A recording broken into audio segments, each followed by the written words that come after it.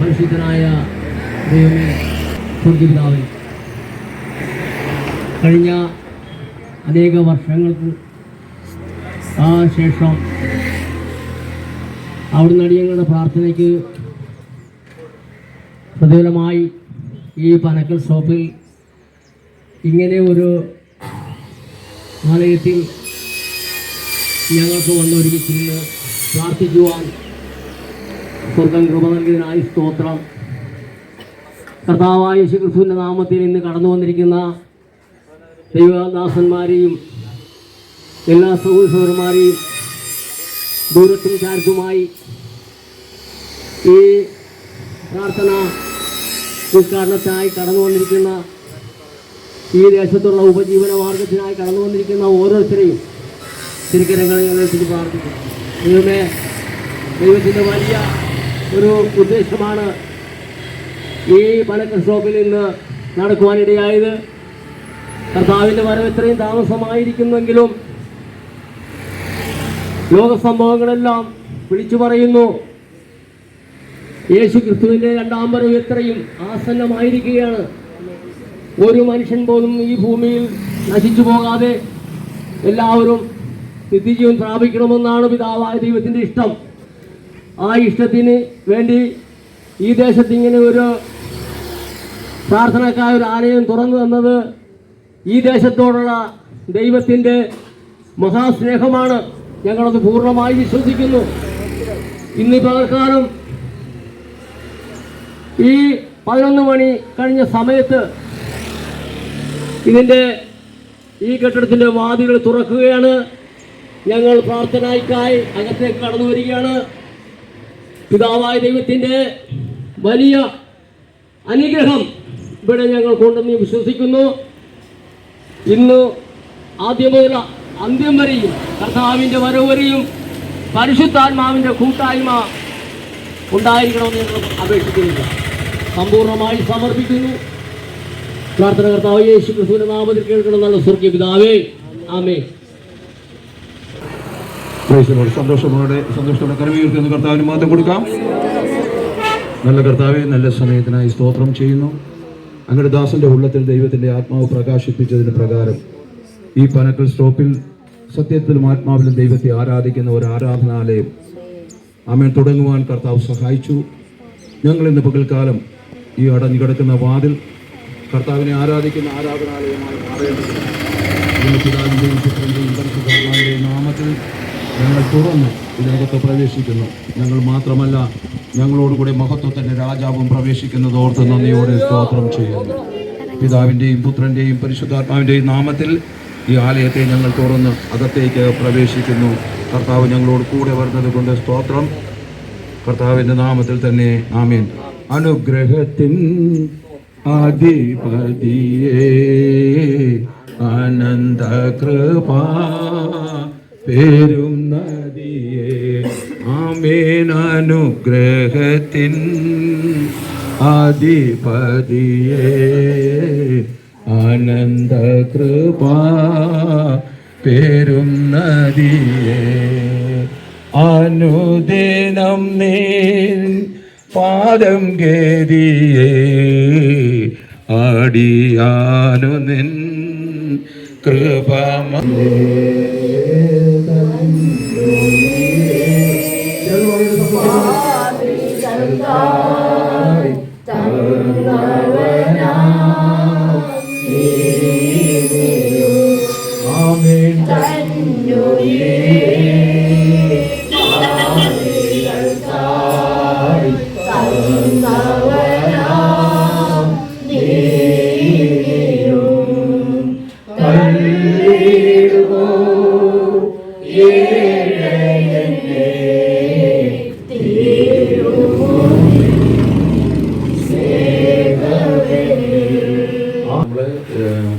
ഇന്ന് പകൽ ഇവിടെ ആരംഭിച്ച ഈ പ്രവർത്തനത്തെ കുറിച്ച് എനിക്ക് ഒത്തിരി സന്തോഷമുണ്ട്.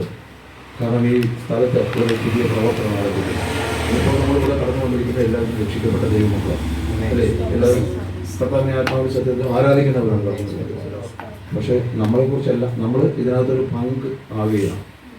എന്നാൽ ദൈവമായ കർത്താവ് ഈ ദേശത്ത് ഒത്തിരി ആൾക്കാർ മദ്യത്തിനും മയക്കുമരുന്നിനും ലഹരി പദാർത്ഥങ്ങൾക്കും ഒക്കെയും അടിമപ്പെട്ട് ഈ ദേശത്ത് കിടപ്പുണ്ട്. നമുക്ക് നന്നായിട്ട് അറിയാം, നമ്മുടെ തീരദേശമാണ്. നമ്മുടെ ആൾക്കാർക്ക് വേണ്ടതുപോലെ ദൈവവചനത്തിൻ്റെ വെളിപ്പാട് കിട്ടാത്തതുകൊണ്ട് എന്നാൽ ഇവിടെ ആരംഭിക്കുന്ന ഈ സഭാകൂടത്തിലേക്ക് വന്നു ചേരുന്നവരുണ്ടാകാം. എങ്കിലും നമുക്കൊരു വലിയ ഉത്തരവാദിത്വമുണ്ട്. ഇവിടെ ഒരു പ്രവർത്തനം നടത്തണമെന്നുള്ളത് കർത്താവിൻ്റെ വചനവുമായിട്ട് ഇറങ്ങിയെങ്കിൽ മാത്രമേ നമുക്ക് എന്ത് ചെയ്യത്തുള്ളൂ, ആൾക്കാരെ കിട്ടത്തുള്ളൂ. പ്രാർത്ഥിച്ചു ശ്വാസത്തിനായി ദൈവം കുടുംബത്തിൽ ഒരു സ്റ്റോപ്പ് ചെയ്ത് എനിക്കിങ്ങനെ ഭാഷകളുള്ള പ്രത്യേകമായ നന്ദി അറിയിക്കുന്നു. എല്ലാവരും ക്രിസ്ത്യൻ നാട്ടിൽ മധുരം അറിയിക്കുന്നു.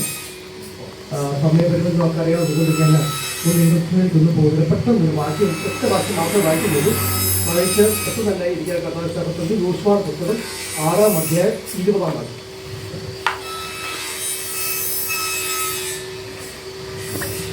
യോശുവ പുസ്തകം 6-ാം അധ്യായം 20-ാം വാക്യം. അനന്തരം ജനം ആർപ്പിടുകയും പുരോഹിതന്മാർ കാഹളമൂതുകയും ചെയ്തു. ജനം കാഹളനാദം കേട്ട് അത്യുച്ചത്തിൽ ആർപ്പെട്ടപ്പോൾ മതിൽ വീണു. ജനം ഓരോരുത്തർ അത്യുച്ചത്തിൽ ആർപ്പിട്ടപ്പോൾ മതിൽ വീണു. ഞാൻ ഇൻഡസ്ട്രിയലി കൂടുതലൊന്നും പോയില്ല. ചെറ്റ പശ്ചാത്തലം എല്ലാം പെട്ടെന്നിരിക്കും. ജനം ആർപ്പിട്ടപ്പോൾ മതിൽ വീണു. ഈ പ്രാർത്ഥനാലയം ഒരു തുപ്പാത്തിന് അദ്ദേഹത്തിന് ഉള്ളിൽ തോന്നിയ ഒരു ബുദ്ധിയല്ല. ദൈവത്തിന്റെ അനാദി നിർണയത്തിൽ ഈ ഒരു ആലയം ഉണ്ടാവുമെന്ന് പറഞ്ഞു. അപ്പോൾ തന്നെ ഒരു അദൃശ്യ മതിൽ, ഇതിന്റെ ദൈവത്തിനെ കയറാതിരിക്കാൻ ഒരു അദൃശ്യ മണ്ഡലം. നമുക്ക് പോരാട്ടമുള്ളത് ജഡരത്വങ്ങളോടല്ല, വാച്ചുകളോടും അധികാരങ്ങളോടും. അപ്പോൾ ഈ ഒരു മതിലെ തകർക്കാതെ ഇതിനുള്ളിൽ പ്രവേശിക്കാൻ പറ്റത്തില്ല. ഒരു ദൈവത്തിന് വിധിക്കാത്ത വരണമെങ്കിൽ ഗ്രന്ഥുണ്ടാവണം, ആർക്കുണ്ടാവണം. ആർക്കുണ്ടാകണം ജനം ഒന്നിച്ച് നിൽക്കുക. ജനം ഒന്നിച്ച് നിൽക്കുക. ഞാൻ ഒരു ദൂരം പെട്ടെന്ന് പറയാം. ഇപ്പോൾ ഒന്നിച്ച് സഹോദരന്മാർ നിന്നിരുന്നെങ്കിൽ ആർപ്പിന്റെ വിളി ഉയരും. ദൈവം ഇങ്ങനെ ഒരു പദ്ധതി ഉണ്ടെന്ന് മനസ്സിലാക്കിയപ്പോൾ ഞാൻ നിങ്ങളോട് കാര്യം പറയാം. ആദ്യം എതിർപ്പ് വരുന്നത് സമൂഹത്തിൽ നിന്നല്ല, കുടുംബത്തിനകത്തുനിന്ന്. ഇത് നിങ്ങൾ വളരെ ശ്രദ്ധിക്കണം. എതിർപ്പുകൾ വരുന്നത് എവിടുന്ന? കുടുംബത്തിനകത്തുന്ന. ഭാര്യയിൽ നിന്നാവാം, ഞങ്ങളുടെ പേരും പറയാം, മക്കളിൽ നിന്നാണ്. അത് ഈ ഒരു വിഷയം ആയിരിക്കണമെന്നില്ല. ഈ ഒരു വിഷയമല്ല, മറ്റെന്തെങ്കിലും വിഷയം എതിർപ്പുകൾ വരും. സഹോദരന്മാർ ഇടയിൽ നിന്ന് അവർ ശത്രുക്കളല്ല. പക്ഷേ ദൈവത്തിന് മുൻപ് പ്രാർത്ഥനയത്തെ കണ്ടപ്പോൾ അതിന് നേരത്തെ അവൻ ബ്ലോക്ക് ചെയ്തു. ചില മേഖലകൾ എന്തിനാ? ഒന്നിച്ച് നിൽക്കുക. ഒന്നിച്ച് നിന്നെങ്കിലേ ആർക്കുള്ളൂ. ഒന്നിച്ച് നിന്നാലേ സ്തുതി ഉയരത്തുള്ളൂ. അതറിഞ്ഞവൻ അത് നേരത്തെ ബ്ലോക്ക് ചെയ്യാൻ നോക്കിയിട്ടുണ്ട്. ചില മേഖലകൾ അടഞ്ഞിട്ടുണ്ട്. അതുകൊണ്ട് ഈ മേഖലകളൊന്ന് തുറക്കണം. തുറന്നെങ്കിൽ മാത്രമേ ആർക്കുയരത്തുള്ളൂ. ആർക്കുയർന്നെങ്കിൽ മാത്രമേ ജനം വരത്തുള്ളൂ. മറ്റൊരു ദൂരം പറയാം. പണിയാൻ ഒരു നെഹ്മ്യാ ഉണ്ടെങ്കിൽ അതിനെതിർക്കാൻ ഒരു സൽബല്ലത്തും തോബിയാവും കൊണ്ട് പോകണം. ഒരു ആനയെ പണിയാൻ ഒരു തുനിഞ്ഞിറങ്ങുമ്പോ അപ്പുറത്തും മനസ്സ് മടിപ്പിക്കുവാൻ, വെല്ലുവിളിക്കുവാൻ ഒരു സല്ലത്തും തോബിയാവും കത്തയ്ക്ക് ഉണ്ടെന്നുള്ള ഓർമ്മ നമ്മളിൽ ഉണ്ടാവണം. പ്രാർത്ഥനയില്ലെങ്കിൽ തകർക്കുന്ന മേഖലകൾ അനവധി. ദൈവം മനസ്സിലാക്കുന്ന കാര്യം, ഈ പ്രാർത്ഥന ഉയർന്നില്ലാണ് നമ്മൾ വിചാരിക്കുന്ന പോലെ സത്യസമാകത്തില്ല. നമുക്ക് പോരാട്ടമുള്ള നിങ്ങൾ ശ്രദ്ധിച്ചു. നിങ്ങളുടെ സഹോദരന്മാരുടെ ഇടയിൽ തന്നെ, സഹോദരിമാരുടെ ഇടയിൽ തന്നെ ചില പ്രശ്നങ്ങൾ. എന്തുകൊണ്ട് സഭകൾ, നമ്മുടെ സഭകൾ വളരാത്ത രീതിയിലാണ് നമ്മുടെ കാഴ്ചപ്പാടുകൾ പോകുന്നതാണ്. ഒരുപാട് സഭകൾ മുട്ടിലോട്ടുണ്ട്. നിങ്ങൾ ശ്രദ്ധിച്ചിട്ടുണ്ടോ? നമ്മുടെ കേരളത്തിൽ സഭകളെല്ലാം ദത്ത. ഇന്ത്യയിൽ ഉണർവ് നടക്കുന്നുണ്ട്. എവിടെന്നറിയോ? പഞ്ചാബില് ഗുരുദ്വാറില് ഉണർവ് നടന്നുകൊണ്ടിരിക്കുക. കൂട്ടത്തോടെ ആൾക്കാർ സഹായപ്പെട്ടുകൊണ്ടിരിക്കുക. അപ്പോൾ തന്നെ വടക്കേന്ത്യയിൽ പല ഭാഗത്ത് സഭ തകർത്തുകൊണ്ടിരിക്കുക. അപ്പൊ ദൈവം ഒരിടത്ത് ഉണർവ് തുടങ്ങിയിട്ടുണ്ട്. ഇന്ത്യയിലുള്ള അറബികൾ കൂട്ടത്തോടെ സാധനം ഇട്ടുകൊണ്ടിരിക്കുമ്പോൾ കഴിഞ്ഞിടയ്ക്ക് ഒരു അറബി രാജകുമാരൻ എന്ത് ചെയ്തു? ക്രിസ്തുമതം സ്വീകരിച്ചു. നിങ്ങൾ ശ്രദ്ധിക്കണം, ഒരിടത്ത് ശത്രു തകർക്കാൻ നോക്കുമ്പോൾ അപ്പുറത്തെ ദൈവം സഭയെ പണിതുകൊണ്ടിരിക്കുക. ഇവിടെ എന്തിനാ ദൈവത്തിന്റെ മുൻനിർണയിച്ച് ഈ ആലയത്തെ ദൈവം കണ്ടത്? ഇവിടുന്ന് ഒറ്റൊരു വ്യക്തിയെ ദൈവം ഫോക്കസ് ചെയ്തുകൊണ്ടിരിക്കും. നിങ്ങൾ വിചാരിച്ചത് ഈ ആലയം നിറച്ച് ഇവിടെ വലിയ ആലയം ഉണ്ടാക്കാമെന്ന് പ്രതീക്ഷിക്കേണ്ട. ദൈവം കണ്ടിരിക്കുന്നത് ഒരു കുടുംബത്തെ, ഒരു വ്യക്തിയായിരിക്കാം, ഒരു കുടുംബത്തെ ആയിരിക്കാം. ആ ഒരു സോദോം നശിപ്പിച്ചത് ഇല്ലേ? പക്ഷേ ദൈവം ചില സമയം വെയിറ്റ് ചെയ്യും. ആർക്കു വേണ്ടിയാണ്? ഒറ്റൊരു കുടുംബത്തിന് വേണ്ടിയാണ്. ആ കുടുംബത്തെ എല്ലാത്തിനും രക്ഷിക്കാൻ പറ്റിയത് വളരെ ഉപ്പുതോളായി പോയെന്ന്. എടാ വന്നവരെല്ലാം നിലനിൽക്കത്തില്ല, ചിലതൊക്കെ തിരിഞ്ഞു പോകുന്നു. ആഗ്രഹപ്പെടരുത്. ഒരു സമയത്ത് ഒരു കുടുംബമായ തങ്ക് തിരുമണ്ട അതിന് രക്തമൊഴിക്കാൻ അറിയാതെ എന്ത് ചെയ്യണമെന്ന് ഒന്നിച്ച് നിൽക്കാം. നിങ്ങളിപ്പം ഭാര്യ മക്കളെ ഉള്ളെങ്കിലും നിങ്ങൾ ഒന്നിച്ച് നിൽക്കാൻ തയ്യാറായെങ്കിൽ മാത്രമേ ഇവിടെ വേല വിജയിക്കത്തുള്ളൂ. അതിന്റെ ഇടയിൽ ശത്രു അത് എന്ത് ചെയ്യും? പ്രശ്നങ്ങൾ കൊണ്ടിടും. വന്നപ്പോൾ ഭൂത് വന്നു, അന്ന് കേട്ടില്ലപ്പോൾ ഭൂതാവും. എന്നറിയോ? ദൈവിക പദ്ധതിയെ തകർക്കുക എന്നുള്ളത് സാധാരണ അജണ്ടയാണ്. നമുക്കെല്ലാം അറിയാം, പദ്ധതികൾപ്പിനെ അറിയാം അല്ലേ? ഈ ശീലാപ്രവൃത്തിൽ മോശം കഴിക്കുന്ന ദൈവം എന്തോരും താൻ ചെത്തിയ കൽപ്പനയിൽ തന്റെ തീവ്രതയോടെ ഞാനല്ലാതെ എന്റെ ദൈവം നിങ്ങൾക്ക് ഭൂമിയിലൊക്കെ നടന്നേ. അവരുടെ നേതൃത്വത്തിൽ കാളക്കുട്ടി ഉണ്ടാക്കിക്കൊണ്ടിരിക്കുക. ദൈവം തമ്പുരാൻ ഇത് എഴുതി ചേർക്കുമ്പോൾ കാളക്കുട്ടി ഭൂമിയിൽ ഉണ്ടാക്കിക്കൊണ്ടിരിക്കുക. ദൈവം ഞാൻ പറഞ്ഞിട്ടവിടെ ഓർക്കണം, ദൈവിക പദ്ധതിയെ തകർക്കുക എന്നുള്ള സാത്താന്റെ അജണ്ടയാ. കുടുംബത്തിൽ തുടങ്ങും. ഒരുപക്ഷെ ഞാൻ നിങ്ങൾ പ്രാർത്ഥിക്കേണ്ടി ചിലപ്പോൾ ഭാര്യയിൽ നിന്നായിരിക്കാം, ചിലപ്പോൾ മക്കളിൽ നിന്നായിരിക്കാം, ചിലപ്പോൾ സഹോദരന്മാരിൽ നിന്നായിരിക്കും, സഹോദര കുടുംബത്തിൽ നിന്നായിരിക്കാം, ഒരുപക്ഷെ അയൽക്കാരിൽ നിന്നായിരിക്കാം. അപ്പോൾ അവരെ ശത്രുവായി കാണരുത്. അവർ ശത്രുവല്ല. ഫോക്കസ് മനസ്സിലാക്കിക്കോണം. എന്തുകൊണ്ട് വരുന്നറിയുമ്പോഴായ മുട്ടുമടക്കിക്കണം. നീ ഭാര്യ ഞാൻ പറയാൻ ശരിക്കും കുത്തി പിടിക്കല്ലേ വേണ്ടേ, മോളെ പിടിച്ച് കരണപ്പെട്ടി അടിക്കല്ലേ വേണ്ടേ? എന്ത് ചെയ്യണം? മുട്ടുമടക്കണം. ഇതിന്റെ പിന്നിൽ പ്രവർത്തിക്കുന്ന അദൃശ്യ മണ്ഡലമുണ്ട്. ഇതിനെ ലക്ഷ്യമിടുന്ന ഒരു ശത്രു സൈന്യമുണ്ട്. സഹോദരൻ ശത്രുവല്ല, സഹോദരി ശത്രുവല്ല, സഹോദരൻ മക്കൾ ശത്രുവല്ല. പക്ഷെ ഇതിന്റെ പിന്നിൽ പ്രവർത്തിക്കുന്ന അദൃശ്യ മണ്ഡലമുള്ളത് തിരിച്ചറിഞ്ഞ് ദൈവത്തെ മുട്ടുമടക്കി മൗനമായിരിക്കും. അതുകൊണ്ട് ശരീരത്തിൽ 46 സംഗീതമുള്ളത് മിണ്ടാതിരുന്ന് ഞാൻ ദൈവമുണ്ട് അറിഞ്ഞുകൊള്ളി. അപ്പൊ മിണ്ടാതിരിക്കേണ്ടത് മിണ്ടാതിരുന്ന് മുട്ടുമടക്ക്. എത്ര കൂടിയ ശത്രുവിനായാലും അവന്റെ മിത്രമാക്കുവാൻ ദൈവത്തിന് കഴിയും. വാക്കുണ്ട്, നിങ്ങളുടെ ശത്രുക്കളെ ഞാൻ മിത്രമാക്കി പറ്റും. ശ്രദ്ധിക്കുക. ജനവാക്കൾക്ക് വിരാമത്തിൽ ചൂടുന്നത്. അപ്പൊ ശ്രദ്ധിച്ചേ, ഒറ്റ കാര്യമുള്ളൂ. ജനം ഒന്നിച്ച് നിന്ന് ഒന്നിച്ചാപ്പിട്ടപ്പോൾ അവരുടെ മുമ്പിൽ വൻമതിൽ തകർന്നു വീണെങ്കിൽ ഈ ദേശത്തെ അദൃശ്യ ശക്തികൾ എത്ര കൊടുമ്പരി നിൽക്കുന്നതാണെങ്കിലും, എത്ര ആഭിചാരശക്തിയാണെന്ന് പറഞ്ഞാലും അത് നമ്മുടെ ആരാധന മുമ്പിൽ, നമ്മുടെ സ്തുതിയുടെ മുമ്പിൽ അടിപാതറുക തന്നെ ചെയ്യും. അത് ജയിക്കാൻ കഴിയില്ല. എത്ര വലിയ ശക്തിയാണെങ്കിലും ന്യായിക്കുന്നവരെ നിന്ന് ദൈവത്തെ സ്തുതിക്കാൻ തയ്യാറാണ്. ഈ ആലയത്തിന് അതിന്റെ വിശാലമാക്കിക്കൊണ്ട്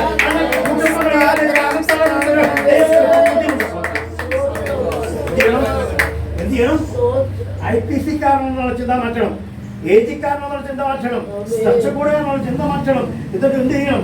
എല്ലാത്തിനും ഒന്നിലേക്ക് നിർത്തണം. അതിനോട് വിജയിക്കുന്നത് ഇതൊക്കെ നമ്മൾ ഇവിടെ ഇതെല്ലാം ഉണ്ട്. എങ്ങോട്ടാ പോകുന്നത്? നമ്മൾ എങ്ങോട്ടാ പോകുന്നത്? അവിടെ ഒന്നിച്ച് ആരാധിക്കണമല്ലേ? അവിടെ ഏതെങ്കിലും സെപ്പറേറ്റ് റൂം ഇല്ല, ഇല്ല, ഷാരോനില്ല, എല്ലാവരും ഒന്നിച്ചാ. നമുക്ക് ഇവിടെയേ ഉള്ളൂ. ആരോ പറഞ്ഞു അവിടെ വെച്ച് കാണാം. നമ്മളവിടെ പോകുന്നത് മരിച്ചു കഴിയുമ്പോൾ വിശ്വാസം പ്രത്യാശ ആയിക്കോട്ടെ. മരിച്ചു കഴിഞ്ഞപ്പോൾ അവിടെ വെച്ച് കാണാം. നമ്മൾ അവരെ കാണാൻ പോകല്ലോ, ഭാര്യ ഭർത്താവ് കുഞ്ഞിനെ കാണാൻ പോകല്ലോ, നമ്മുടെ കർത്താവിന്റെ മുഖം നോക്കി ആരാധിക്കാൻ പോകല്ലേ. അവിടെ നമ്മുടെ ഭാര്യ തപ്പാനോ മക്കളെ തപ്പാനോ സ്വന്തക്കാരെ തപ്പാനൊന്നും നേരെയില്ലല്ലേ. അവിടെ ദൈവത്തെ രാപ്പകൾ എന്ത് ചെയ്യാം? ദൈവത്തെ ആരാധിക്കാൻ പോകുന്ന സ്വന്തക്കാരെ തപ്പാനല്ലോ. ഇവിടെയുള്ള സ്വന്തം ബന്ധമൊക്കെ മരിച്ചു കഴിഞ്ഞാൽ നിത്യത കഴിഞ്ഞാൽ നമുക്ക് വേണ്ടി മറുപടിയായവന്റെ മുഖം കണ്ട ദൈവത്തെ ആരാധിക്കണം. അങ്ങോട്ട് കൊണ്ടുപോകണം ആൾക്കാരെ, ആ കൂട്ടുകാരെന്നാണ് നമ്മുടെ ലക്ഷ്യം. അപ്പോൾ ആപ്പിട്ട് കഴിഞ്ഞാൽ അവിടെ ജയിക്കാൻ ശത്രുവിന് കഴിയില്ല. ശത്രു ഒറ്റ കാര്യമുണ്ട്, ആപ്പിടാൻ അനുവദിക്കും. സ്തോത്രം യാഗം അർപ്പിക്കുന്നത് എന്നെ ബന്ധപ്പെടുത്തും അല്ലെ? സ്തോത്രം യാഗം അർപ്പിക്കുന്നത് സ്തോത്രം പറയിപ്പിക്കാതിരിക്കുന്നത് ലക്ഷ്യമാണ്, ശത്രുവിന്റെ ലക്ഷ്യമാണ്. അതുകൊണ്ട് നിങ്ങളെ നിങ്ങൾ പ്രാർത്ഥിച്ച് നിങ്ങൾ വസിച്ചിട്ടാണോ തുടങ്ങിയെന്ന് എനിക്ക് അറിയില്ല. പക്ഷേ നിങ്ങളുടെ ജീവിത ഉപവാസവും പ്രാർത്ഥനയും മുടങ്ങരുത്. ഒരു വ്യക്തി നിങ്ങൾ അക്ഷരാർത്ഥം ഒരു കുടുംബം ഒരു വ്യക്തിയെ വന്നിട്ടുള്ളെങ്കിലും അത് ദൈവം കണ്ടതാണ് നിങ്ങൾ തിരിച്ചറിയണം. അവനെ വെച്ച് ഞാൻ വർഷങ്ങൾക്ക് മുമ്പ് ഒരിടത്ത് പോയി ഞാനൊരു ഭാര്യയും എൻ്റെ മൂത്ത കുഞ്ഞ് മാത്രം ഉണ്ടായിരുന്നു ആരാധിക്കാൻ. ഞാൻ പറഞ്ഞത് ആരെ കിട്ടിയില്ലെങ്കിലും ദൈവത്തിന്റെ സാന്നിധ്യം ഇവിടെ ഉണ്ടാവും. ചിത്രിപ്പ് എവിടെയെങ്കിലും ഉണ്ടായിട്ടുണ്ടെങ്കിൽ അത് അവർ ശത്രുവായിട്ടല്ല, നേരത്തെ ശത്രു കണ്ടുകൊണ്ട് അത് ശത്രുവാക്കി മാറ്റിയതാണ്. അപ്പോൾ എന്ത് ചെയ്യണം? അവരെ കൂടെ ചേർത്ത് പിടിക്കണം, അവരെ കൂടെ ചേർത്ത് പിടിക്കണം, കൈതെല്ലാം മടക്കണം. എന്നിട്ട് ചേർത്ത് പിടിച്ചിട്ട് ഒന്നിച്ച് ആരാധിച്ചു കഴിഞ്ഞാൽ ഞായറാഴ്ച വേണം അല്ലാത്ത സമയം ഒന്നിച്ച് മുക്ക് മടക്കിക്ക് ഒന്ന് പ്രാർത്ഥിച്ച് ആരാധിച്ച് വിടുതൽ നടക്കുന്ന കാണാം. കുടുംബത്തിനകത്തുള്ള ദൈവപ്രവൃത്തി വെളിപ്പെടും. കുഞ്ഞിന്റെ ഭാവി ശാസ്ത്രം ബ്ലോക്ക് ചെയ്തെങ്കിൽ അതിനെ ദൈവം അഴിക്കും. അവർക്ക് മനസ്സിലേക്ക് മനസ്സാക്കുന്ന ഒരു ദൈവം ഉണ്ടെന്ന് അത് ദൈവത്തെ വിശ്വസിച്ച് ദൈവത്തിന്റെ മുഖത്തേക്ക് നോക്ക്. മണ്ഡലങ്ങൾ ദൈവത്തിന്റെ പ്രവൃത്തി വെളിപ്പെടുമ്പോൾ ചില വിടുതലുകൾ കുടുംബത്തിനകത്തളങ്ങൾ വെളിപ്പെടുവാൻ വിവാഹം നടക്കത്തില്ലേ? എൻ്റെ അപ്പം വിലചാർന്നായിരുന്നു, പൈസയില്ല, കൈക്കൂലി പഠിക്കായിരുന്നു, പൈസയില്ല. രാത്രി 12 മണിക്ക് എഴുതിട്ട് അപ്പനും മോളോട് എനിക്ക് കരയുമായിരുന്നു. ഞാൻ ബൈക്കോളല്ല കരഞ്ഞ് പ്രാർത്ഥിച്ചു. ഒരു വിദ്യാഭ്യാസത്തിന് മോളറിയുവാനാണ് അയ്യോ ഏറ്റവും മേത്തരമായ രീതിയിൽ ചില കടങ്ങളൊക്കെ വന്നില്ല. ദൈവം തന്നെ വീട്ടി ഞാൻ പറഞ്ഞത് ദൈവം ആ വഴി തുറക്കുന്നത്. ഇത് ആശ്രയിക്കുന്നതിനേക്കാൾ യഹോവയിൽ ആശ്രയിക്കുന്നതിനേക്കാൾ ആശ്രയിക്കുന്നതിനേക്കാൾ യഹോവയിൽ ആശ്രയിക്കുന്നത്. ആർപ്പിടാൻ ജനം തയ്യാറാകണം. ആർപ്പിന്റെ മധ്യത്തിൽ ആരാധന മധ്യത്തിൽ നമ്മളൊക്കെ പറഞ്ഞ ആരാധിക്കുമ്പോൾ വിടുതൽ, ആരാധിക്കുമ്പോൾ ചുമ്മാ പാടുന്നല്ലേ, ഇതിനകത്തൊക്കെ അർത്ഥമുണ്ടെന്നേ. ഒന്ന് ആരാധിക്ക്, ശത്രുവിന് ഇരിക്കാൻ കഴിയില്ല, അവനാണെങ്കിൽ ഓടും. മണ്ഡലങ്ങൾ ബ്ലോക്ക് ചെയ്യുന്ന ആരാധന നടക്കുന്ന ദൈവ പ്രവൃത്തിയുണ്ട്, ആരാധന നടക്കുന്ന വിടുതലുണ്ട്, ആരാധന നടക്കുന്ന ദൈവ സാന്നിധ്യം വെളിപ്പെടും. എന്റെ വാക്കുകൾ നമുക്ക് മനോഹര ദിവസം യാഗം കഴിച്ചു. യാഗത്തെ തീരെ കൊണ്ടുകൂടെ കർത്താവ് ഒരു ദൈവം ചെയ്തു. മനോഹം പേടിച്ചു, അയ്യോ ഞാൻ ദൈവത്തെ മുഖാമുഖം കണ്ടിട്ടു. അപ്പൊ ആരാധന ദൈവം പ്രസാദിക്കണമെങ്കിൽ ഏകം മനസ്സോടെ അവരെങ്ങനെയായിരുന്നു? ഒരുത്തൻ കാഹളോട് ഇപ്പം വേറെ മാറി നിന്നാവും അല്ല, ഒന്നിച്ച ഒരു കാഹളൂതി 7 ദിവസം കാഹളം ആരുതി പുരോഗതി കൂതി 7ാം ദിവസം എല്ലാവരും ഒന്നിച്ചൊരു കാഹളം ഊതിപ്പോൾ ആ മൂവ്മെന്റിങ് ദൈവപ്രവൃത്തി വെളിപ്പെട്ടെങ്കിൽ നിങ്ങൾ ഒന്നിച്ച് മുട്ടുമടച്ച് കൈകോർന്ന് പ്രാർത്ഥിക്കും. ദൈവിക പ്രവൃത്തി ഈ ദേശത്ത് വെളിപ്പെടും. ദൈവം മിത്രമാക്കി മാറ്റും. അനേക വ്യക്തികൾ കടന്നു വരും, കൂട്ടത്തോടെ സ്നാനം നടക്കും. അതിന് മുന്നോടിയായി മുട്ടുമടക്കാൻ തയ്യാറാവും, ഒന്നിച്ചാർപ്പിടാൻ തയ്യാറാവും. അങ്ങനെ ആർപ്പിട്ട് കഴിഞ്ഞാൽ നിങ്ങൾ ചിന്തിച്ചതിനേക്കാൾ നിലച്ചതിനേക്കാൾ അത്യന്തരമായ ദൈവപ്രവൃത്തി ഈ ആലയത്തിനകത്ത് വെളിപ്പെടും. അത് സർവകൃപാലുമായ ദൈവകൃപ തന്നെ. വാക്ക് വിരാമം കുറ്റുന്നു നന്ദി ദൈവം അനുഗ്രഹിക്കുമാണ്.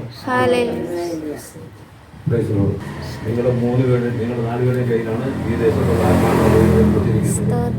അത് എങ്ങനെ കിട്ടണമെന്നുള്ള ചോദിച്ചാൽ ഏറ്റവും വലുത് നമ്മുടെ വീട്ടിലെ ഐക്യതയോടുള്ള പ്രാർത്ഥനയായിരിക്കും. കർത്താവ് പറഞ്ഞ 2 3 പേർ എൻ്റെ നാമത്തിൽ കൊണ്ടവർ നടുവിൽ. അപ്പോൾ കർത്താവിൻ്റെ സാന്നിധ്യം അനുഭവിച്ച് 2 പേർ യോജിച്ച് ചോദിക്കുന്ന ഏതൊരു കാര്യം. അപ്പോൾ ഭാര്യ ഭർത്താവാണ് ഇപ്പോൾ കുഞ്ഞുങ്ങൾ വിദ്യാഭ്യാസത്തിൽ കൊണ്ട് കടന്നു പോയാലും ഭാര്യ ഭർത്താവിനെ 2 പേരുടെ കൈകോർത്ത് പിടിച്ച് നിങ്ങളുടെ ഉള്ളിൽ അകത്തേക്ക് കയ്പുമില്ലാതെ 2 പേരും ഒരു മനസ്സോടെയാണ് പ്രാർത്ഥിക്കുന്നതെങ്കിൽ കൂടുതൽ നടക്കും. നമുക്ക് 40 ദിവസം ഉപവാസം 40 ദിവസം ഉപവസിച്ച് പ്രാർത്ഥിക്കാം. പക്ഷെ ഐക്യതയില്ലെങ്കിൽ ആ പ്രാർത്ഥനയ്ക്ക് എത്തില്ല. ആ 40 ദിവസവും നമുക്ക് വേസ്റ്റാം. ഭാര്യയും ഭർത്താവും കൂടെ രാവിലെ ആയാലും രാത്രിയായാലും മക്കൾ കൂടെ ഒരുമിച്ചിരുന്ന് ഒരു മനസ്സോടെയാണ് പ്രാർത്ഥിക്കുന്നതെങ്കിൽ ഒത്തിരി കാര്യങ്ങൾ എനിക്ക് അങ്ങനെ പ്രിയ ഉള്ള ബന്ധത്തിൽ ഇവിടെ സഭ ആരംഭിക്കുന്നതിനുള്ള ബന്ധത്തിൽ പറയുവാനുണ്ട്. ഞാനെന്നാൽ അതിനുള്ള സമയം എടുക്കുന്നില്ല. പിന്നത്തെ എപ്പോഴെങ്കിലുമൊക്കെ നമുക്ക് ആ സമയം കിട്ടട്ടെ, അപ്പോഴൊക്കെ നമുക്കത് പറയാം. പക്ഷേ മത്തായി സുവിശേഷം 4-ാം അധ്യായം എല്ലാം നമ്മൾ എടുത്താട്ടെ. അവൻ കിരീടക്കടവും കൊടുത്ത് നടക്കുമ്പോൾ അവന്റെ സഹോദരനായ എന്നിങ്ങനെ മീൻപിടുക്കാരായ 2 സഹോദരന്മാർ കടലിൽ വല വീശുന്നത് കണ്ടു. എന്റെ പിന്നാലെ വഴി ഞാൻ മനുഷ്യരെ പിടിക്കുന്നവരാക്കുന്നു എന്ന് അവരോട് പറഞ്ഞു. ഉടനെ അവർ വല വിട്ടിട്ട് അവനെ അനുഗമിച്ചു. അവിടെ നിന്ന് മുന്നോട്ട് പോയാറെ സെബദിയുടെ മകൻ യാക്കോബും സഹോദരൻ യോഹന്നാനും എന്ന വേറെ 2 സഹോദരന്മാർ പടകിലിരുന്ന് അപ്പനായ സെബദിയുമായി വല നന്നാക്കുന്നത് കണ്ട അവരെയും വിളിച്ചു. അവരും ഉടനെ പടകിനെയും അപ്പനെയും വിട്ട് അവനെ അനുഗമിച്ചു. നമ്മുടെ കർത്താവായ യേശു ക്രിസ്തുവിന്റെ പരസ്യ ശുശ്രൂഷ ആരംഭിക്കുന്ന സമയത്ത് കർത്താവ് തന്റെ ശിഷ്യന്മാരെ വിളിച്ച് വേർതിരിച്ച പശ്ചാത്തലത്തെ കുറിച്ചാണ് നമ്മൾ അവിടെ വായിക്കുവാൻ ഇടയായിട്ടുള്ളത്. പത്രോസ് സ്തോത്രം നമുക്കറിയാം, മത്സ്യത്തൊഴിലാളിയായ അല്ലേ ഒരു മനുഷ്യനായി പത്രോസിനെ കർത്താവ് വിളിക്കുക. എന്താ പറഞ്ഞത്? എന്ത് പറഞ്ഞാണ് വിളിക്കുന്നത്? പത്രോസ് ആ സമയം വരെയും പത്രോസ് ആരായിരുന്നു? മീൻപിടുത്ത മത്സ്യത്തൊഴിലാളി അല്ലേ? ആ മത്സ്യത്തൊഴിലാളിയെ ആരാക്കി മാറ്റാനാണ് വിളിച്ചത്? മനുഷ്യനെ പിടിക്കുന്നവനാക്കുക.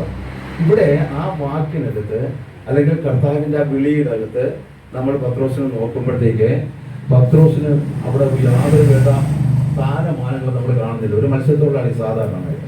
പക്ഷെ ഞാൻ നിന്നെ മനുഷ്യനെ പിടിക്കുന്നവൻ ആക്കാം എന്നാണ് പറഞ്ഞത്. അപ്പൊ മനുഷ്യനെ പിടിക്കുക, മത്സ്യത്തെ പിടിച്ചുകൊണ്ടിരുന്നവർ ഇനി എന്ത് ചെയ്യണം? മനുഷ്യനെ പിടിക്കുവാനുണ്ട്. ഈ മനുഷ്യനെ പിടിക്കുക എന്ന് പറഞ്ഞാൽ ചെറിയ കാര്യമൊന്നുമല്ല. സ്തോത്രം. അതേപോലെ ഇപ്പോൾ ആഗ്രഹമുണ്ട് ഇവിടെ ഒരു സഭാപ്രവർത്തനം ആരംഭിക്കുന്നതാണ്. ഇവിടെ ആത്മാക്കളെ കൊണ്ടുവരണമെന്നും ആഗ്രഹമുണ്ട്. പക്ഷെ പെട്ടെന്നൊന്നും ഒരാളെ കിട്ടിയില്ല എങ്കിൽ നമ്മുടെ ഉള്ളിൽ എന്ത് വരും? നിരാശ വരും. നിരാശ വരുന്നത് കർത്താവിന്റെ ദാസൻ തടസ്സങ്ങളെ കുറിച്ചാണ് ആദ്യം സംസാരിച്ചത്. നിരാശ വന്നു കഴിഞ്ഞാൽ നിരാശ ഏറ്റവും വലിയ പാപമാണ്. നിങ്ങൾ 3 പേര്, ഭാര്യയും മക്കൾ 2 പേരും കൂടെ ഏത് സമയത്തും ആത്മീകമായി താൻ നിലനിൽക്കുവാനുള്ള കാര്യമാണ് തന്നെ പ്രോത്സാഹിപ്പിക്കേണ്ടത്. പറഞ്ഞത് മനസ്സിലായി? നമ്മുടെ വീട്ടിലെ ഭൗതിക ആവശ്യങ്ങളെക്കാൾ അധികമായിട്ട് കർത്താവിന്റെ വേല ചെയ്യുവാനായിട്ട് തനിക്ക് നല്ല ബാക്ക് സപ്പോർട്ട് വേണം. ഞാനിത് പറയുന്നതിന്റെ കാരണം അനേക ദൈവദാസന്മാരുടെ കുടുംബജീവിതം തകർന്നു പോയിട്ടുണ്ട്. അവർ തകരാനുള്ള കാര്യമെന്ന് പറഞ്ഞു കഴിഞ്ഞാൽ അവരുടെ ഭാര്യമാരോ മക്കളോ വേണ്ടതുപോലെ അവർക്കൊരു ആത്മീക സപ്പോർട്ട് ചെയ്യാറില്ല. മനസ്സിലാവുന്നുണ്ടോ? ഞാൻ കുറ്റപ്പെടുത്തുക. സ്വർഗരാജ്യത്തിലെ വേലയാണ്. സ്വർഗരാജ്യത്തിലെ വേലയുടെ പ്രതിഫലം ഇവിടെയല്ല കാണുന്നത്, അവിടെ ചെന്നാൽ കാണുന്നത്. അപ്പോൾ ഈ വേലയ്ക്ക് കൈത്താങ്ങൽ കൊടുക്കുക എന്നുള്ളത് ഒരു ഭാര്യയുടെയും മക്കളുടെയും ഉത്തരവാദിത്വമാണ്. മത്സ്യബന്ധനത്തിന് പോയിട്ടില്ല?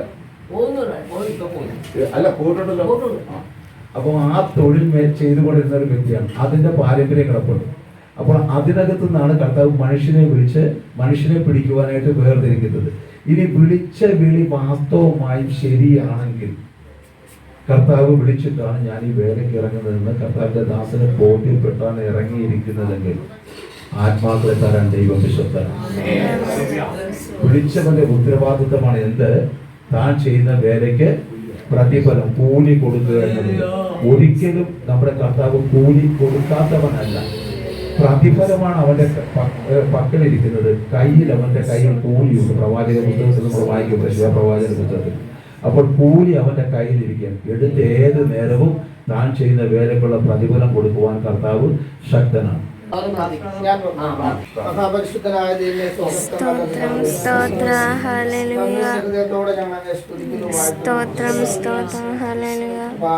സന്തോഷിക്കുന്ന ഒരു മഹനീയ സമയത്തിനായി നന്ദിയോടെ കേൾക്കുവാൻ കർത്താവേ കഴിഞ്ഞതിനെ ഓർത്ത് നന്ദിയോടെ സ്തോത്രം ചെയ്തുകൊണ്ട് ഈ സഭയുടെ മുന്നോട്ടുള്ള യാത്ര ദൈവദാസന് എന്തൊക്കെ ചെയ്യണമെന്നുള്ള ആലോചനയും അങ്ങ് കൊടുത്തതിനായി നന്ദിയോടെ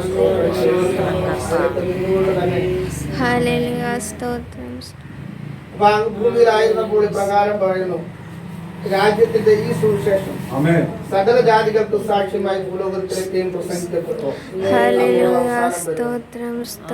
പിതാവേ, അങ്ങയുടെ പ്രിയപുത്രനിലൂടെ അങ്ങ് അറിയിച്ച സുവിശേഷം സകല ജാതികളെയും അറിയിക്കുന്ന ഒരു ശുശ്രൂഷ ആലയത്തിൽ നിന്ന് പുറപ്പെടുവാൻ അങ്ങയുടെ ദാസന്മാരെ ഓർത്ത് പ്രാർത്ഥിക്കുന്നു. അങ്ങയുടെ ഹിതം അവരറിയിച്ചു. അങ്ങയുടെ ഇഷ്ടം പോലെ തന്നെ കർത്താവ് ഓരോ വ്യക്തി ജീവിതങ്ങളും അങ്ങയുടെ അറിവിൽ എടുക്കപ്പെടുവാൻ തക്കവണ്ണം വിശുദ്ധിയോടെ ഈ ഭൂമിയിൽ ജീവിപ്പാൻ സഹായിക്കണമെന്ന് അടിയങ്ങൾ അങ്ങോട് പ്രാർത്ഥിക്കുന്നു. ശുശ്രൂഷക്കായി നന്ദിയോടെ അങ്ങയുടെ ആത്മാവ് തന്നെ സകലത്തിലും ഭരിച്ച് നടത്തുമാറാകണമെന്ന് പ്രാർത്ഥിക്കുന്നു. കടന്നു വന്ന ഓരോ വ്യക്തി ജീവിതങ്ങളിൽ അനുഗ്രഹിച്ച് പ്രാർത്ഥിക്കുന്നു. അനുഗ്രഹം അനുഭവിക്കാൻ വിളിക്കപ്പെട്ടിരിക്കുന്നവരാകിയാൽ ഓരോ വ്യക്തി ജീവിതങ്ങളും ഭൗതികമായ അനുഗ്രഹങ്ങളെ കുറിച്ചല്ല അടിയങ്ങൾ ആഗ്രഹിക്കുകയും പ്രാർത്ഥിക്കുകയും ചെയ്യുന്നത്. ആത്മാവിനാൽ ഓരോ വ്യക്തി ജീവിതങ്ങളും സമൃദ്ധമായി വളരുവാൻ ആത്മീയമായി അപ്പൊ അങ്ങനെ ദാസനോട് കേൾപ്പിച്ചതുപോലെ ക്രിസ്തുവ തലയോളം വളരുവാൻ സഹായിക്കണമെന്ന് പ്രാർത്ഥിക്കുന്നു. മഹത്വമെല്ലാം പിതാവേ അങ്ങേക്ക് യേശു കർത്താവിന്റെ നാമത്തിൽ പ്രാർത്ഥിക്കുന്നു. കേൾക്കണം സ്വർഗീയ പിതാവേ. മഹാപരിശുദ്ധമായ ദൈവമേ, സ്വർഗ്ഗപിതാവേ, ഇന്ന് കർത്താവിലൂടെ നടന്നതായ ശുശ്രൂഷകളെല്ലാം ദൈവമേ അങ്ങയുടെ നാമമഹത്വത്തിനായി തീരണമേ. ഇത്രത്തോളം ഹല്ലേലൂയ സ്തോത്രം. ഞങ്ങൾക്ക് ആമേ സ്തോത്രം സന്തോഷത്തിനും അതേപോലെ ആത്മീയ വർധനയ്ക്കും എന്ന് ഹല്ലേലൂയ സ്തോത്രം. നമുക്ക് എല്ലാവർക്കും ദൈവത്തിന്റെ സന്ധി നമുക്ക് അതിന് സ്തോത്രം പറയാം.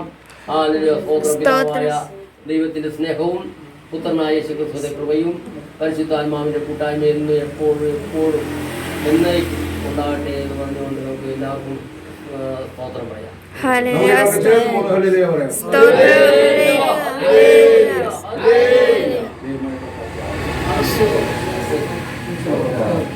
സ്തോത്രം.